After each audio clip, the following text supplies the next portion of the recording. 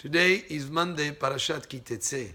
Yesterday we spoke about some of the mitzvot in this parasha, and we'll continue today speaking about some of the other mitzvot in the parasha. One of the mitzvot in the parasha is Lo taharosh beshor v'hamor yahdav. We're not allowed to plow a field using a combination of an ox and a donkey to pull the tool that makes the plowing in the field. And the same would apply also to pull a cart or a carriage.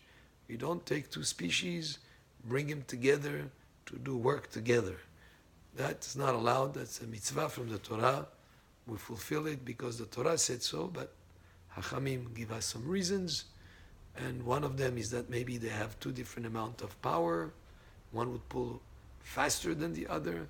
It would create a situation of suffering for one of the animals.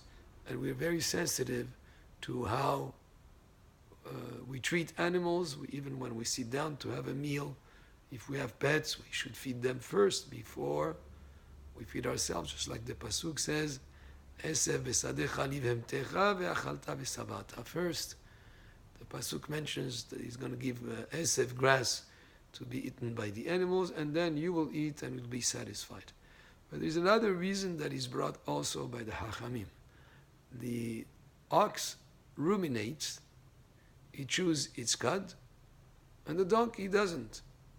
And could be a situation where the ox is chewing and the donkey feels that he's getting the short end of the stick. Why is the other one animal eating and me not? So in other words, Chachamim says that we're very sensitive to how the animals, what they go through, that they should not be suffering. If animal is hungry, by the way, there's another mitzvah when an ox or a bull or a cow is doing threshing of the grain, because they used to have animals step on the grain to separate the grain from the chaff.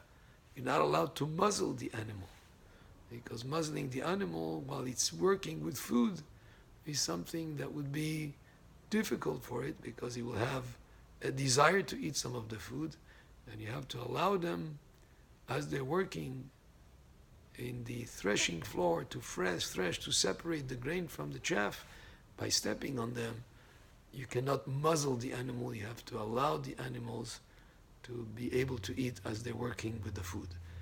And just another example of how the Torah is very humane and very, very kind to animals, that we have to be very, very careful not to make them suffer, even in such minute ways that it's his food, he desires to eat.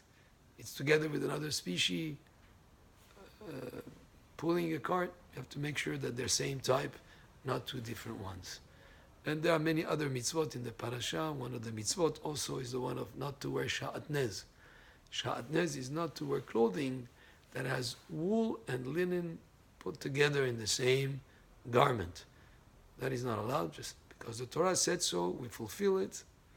I heard once a beautiful explanation that the rabbis bring, that the wool and the linen are reminiscent of the first conflict or the first murder in the world. Cain and Hevel, the sons of Adam Arishon. Hevel brought some beautiful sheep that were laden with wool as an offering, and the sheep was something that was very, very nice and as an offering to Hashem. And Cain brought just some plants of flax, of linen, as an offering. And when Hashem responded to the offering of Hevel, Cain was jealous and he murdered Hevel.